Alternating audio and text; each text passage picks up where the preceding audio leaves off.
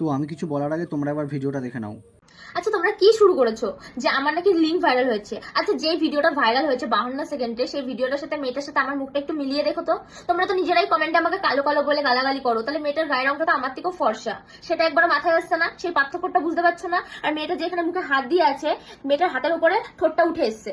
মেয়েটার ঠোঁট কি আলগা উঠে এসছে কেন? তাহলে এটা ভিডিওটা এডিট করো, তোমরা এটুকুনি বুঝতে পারছো না? মাথায় কি গবর পড়া তোমাদের? ফালতু ফালতু আমার কি বলবো, আমার নামটা খারাপ করছো, মানে আমাকে চারদিকে লোকের নানান রকম বাজে কথা ফেস হতে হচ্ছে। তো প্লিজ সবটা জেনে নিয়ে তারপরে কারো ব্যাপারে এরকম লিঙ্ক ভাইরাল করো। আর আশা করি এটা ছেলেদের থেকে মেয়েরা বেশি করছে, সত্যি সত্যি আমি যেটা দেখলাম বেশিরভাগ মেয়েরাই লিঙ্ক ভাইরাল করছে। তো প্লিজ বোন বা দিদি এরকম করো না, আগে সত্যিটা জানো তারপরে এরকম করো। তো শুনতেই পেলে মেয়েটার কথা যে ভিডিওটা ফেক।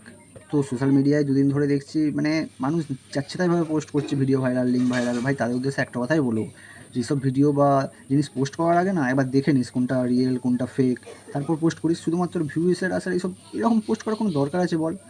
আর যদি ফেক ভিডিওটা কারো কাছে থাকে আমাকে একবার সেন্ড করে দাও, আমারও খুব দেখার ইচ্ছা আছে। मैं गिरा होया बंदा जमा नीच बल्लिए।